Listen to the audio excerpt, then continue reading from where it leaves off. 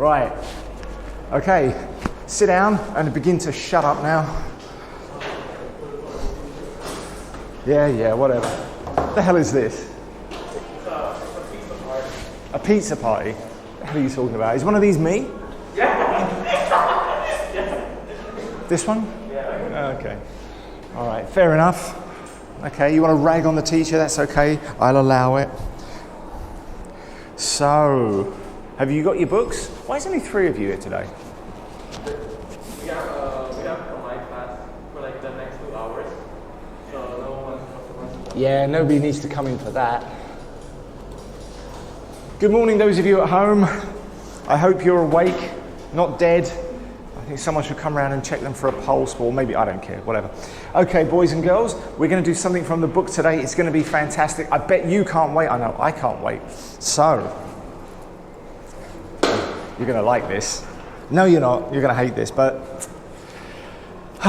it is what it is. Why don't you just come and sit together? What?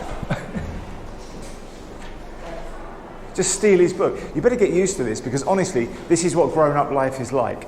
Women will just steal your shit. That's how it is. That's how it is. It doesn't matter what happens. Wait till you get married. I bought some stuff this morning, put my change in my pocket, and then we had a quick cup of coffee. And the wife went through my pockets, ooh, money, and that was it, it's gone. That's what it's like. It gets worse. So get used to it.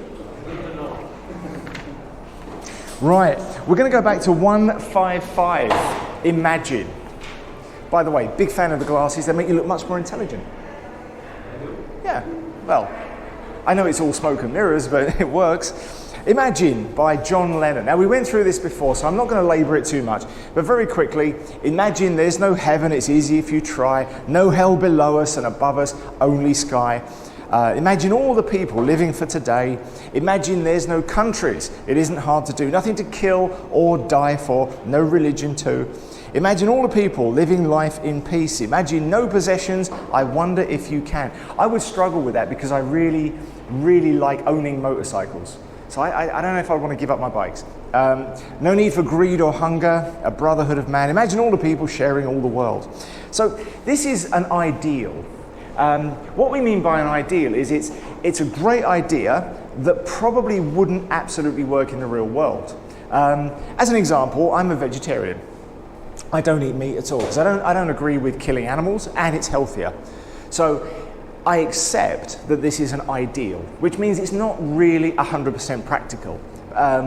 For instance, every time you buy bread, there's a very good chance it's been made with animal products. You don't know. Beer is made with fish skeletons. They use, yeah, I know, it's disgusting, right? They use layers of fish bones to strain the beer through. They use it as a filter. I know, it's disgusting, but cheese. Cheese is made by reacting the milk with rennet, and rennet is the stomach of an animal. They scrape the stomach acids out. So all of these things have small amounts of animal products, as well as drugs. A lot of medicines have extracts of animal products, horse DNA, all sorts of other stuff. The vaccines that you've all had has gorilla poop in it. It has extracts of gorilla poop. No one seems to know why, but it's in there, as well as many other toxic chemicals. So there's always some sort of animal product in your stuff. Now, I go as far as I can. I don't buy leather, I don't wear all that kind of stuff, but it's an ideal because mistakes are always going to be made. And we know that, we accept it. It's an ideal, it's not perfect. And that's what this is. Now, this is written by a man living sort of in the 60s. And you remember in the 60s, America had just gone through the Vietnam War. Now, you probably don't know much about that. I don't know much about that because I was born in the 70s and I'm not an American. And it was very much a local thing. But it was a war where a lot of people died needlessly. It was a very political war. It was America versus, in their heads, communism. But it was all mismanaged. I've heard of soldiers. I know people who were there, and they said they were in a street not much wider than this classroom, and there was a squad of them sitting there having a coffee, and they weren't allowed to react while another squad over here was getting shot at. They were in a firefight, and he said we weren't allowed to get up and help because we were a separate squad and we were under orders, don't help them. And he said it was crazy, it was totally mismanaged. So it was a very political war. There was all sorts of other problems. It was the American Civil Rights Movement. There was lots and lots of violence and war. Now, your generation hasn't seen much war, okay? We're in a phase called, I know this is a stupid phrase, but we're in a phase of super peace. That's what they call it politically at the moment, super peace, where there hasn't been a serious war in decades. Not really since World War II. There's been minor wars, but I mean, Gulf War was pretty much a joke. The Americans went out there and said, give us all your oil, and the Iraqis had no choice but to do it because they didn't really have a very functional army.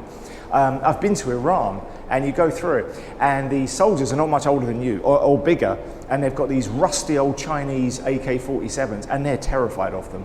They're walking around clutching these things in fear, and you can see it. We got arrested by the secret military police, and they came out in a Humvee because we were lost and they didn't know who we were. And the officer came out and hid behind his car door and just looked at us, and the young man guarding him ran round the back of the car, sat on the floor facing away from us, shaking. They are just young boys who are terrified.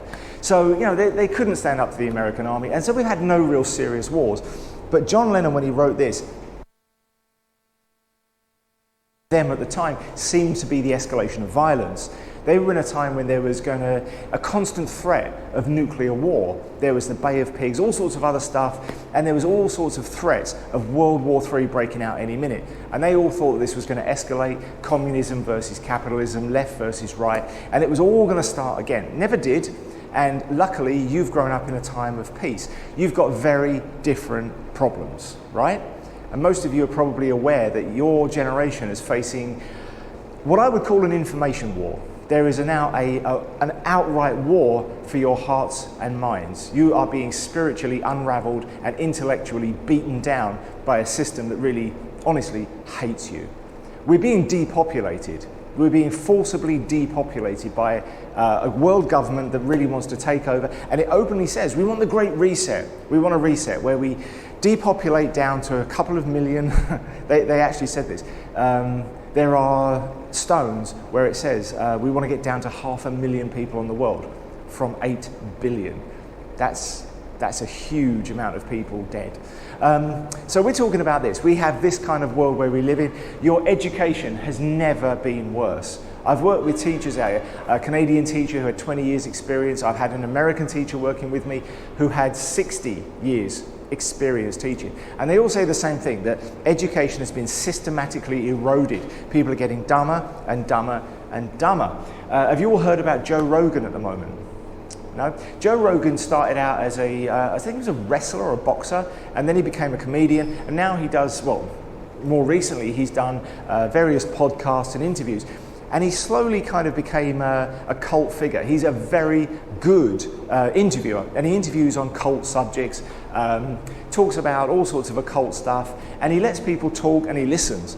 And his podcasts are really, really interesting. He does everything from UFOs, are they real, to fringe science, like I was watching one the other day, a 3-hour one about cataclysmic events and proof. And he more or less proved, the guy he was talking to, that 14,000 years ago we were flooded, and it couldn't have been a gradual process. They say, oh, it's gradual, one step at a time. It couldn't have been. It had to have been a meteor hitting the Earth. And here's the evidence. They've got out ice samples, and it's all there. All the evidence is there, but mainstream science says, no, don't want to listen to that. And that's all he does. He talks about science and stuff like that. And at the moment, he's threatened with a global ban. They want to ban him because he promotes free speech, which makes you wonder, if all he's doing is giving you an alternative viewpoint, why is that so dangerous?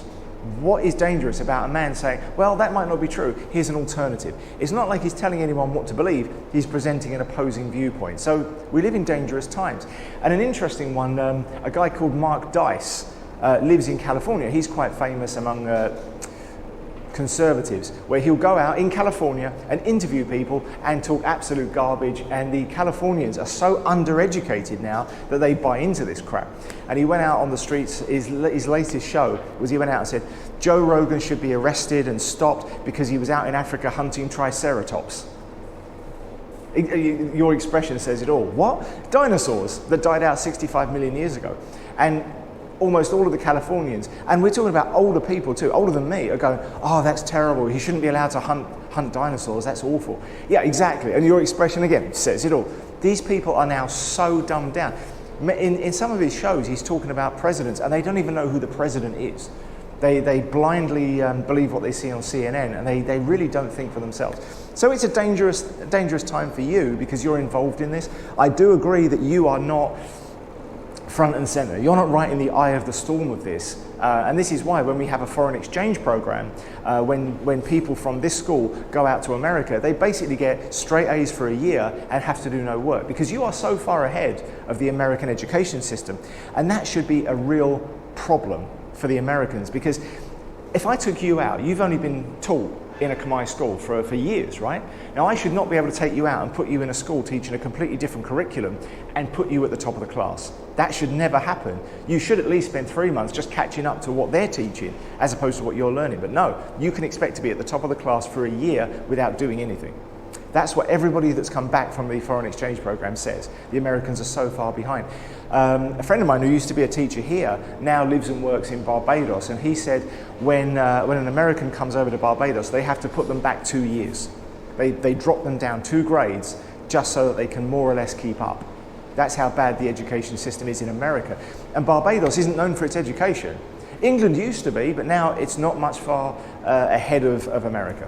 So these are the problems, or these are the kind of problems facing your generation, and that's without climate change. And climate, I don't buy into the whole climate change thing because it was based on very flawed scientific evidence from the late 70s that has been disproved over and over and over again.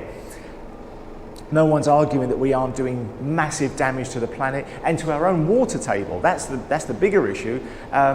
Drinkable, potable water on Earth is only about 4% of all the water on the planet, and we've destroyed about 2% of it already. That's a serious problem. We need to clean our act up. But I don't think that that's a personal responsibility on your level. I think corporations are destroying it wholesale, and that's what needs to be addressed. I think we need to tax the giant companies who are going around destroying our planet for us on our behalf. So anyway, these are the kind of issues that you're dealing with, ideals. So, this song was written by a guy who really believed in ideals. Now, he was an optimist. Do you know the difference between an optimist and a pessimist? There's always the old adage in England, if you take a glass and you half fill it, an optimist would always say that glass is half full. A pessimist would always say that glass is half empty. John Lennon was an optimist. His glass was half full. He believed in people. What do you believe in?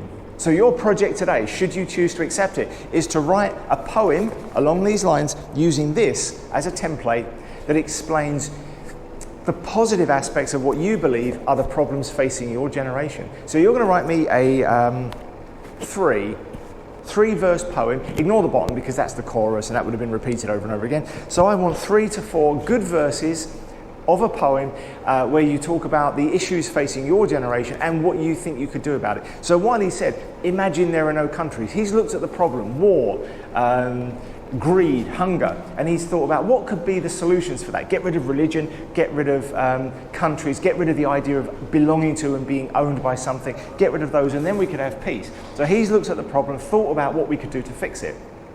I want you to write a poem that does exactly that. I want you to be creative for once and write me a poem today, by the end of class, on this format that talks about how you could make a positive change, how we could go forward as a people and get rid of all the nonsense that we're facing, the problems we have in this generation.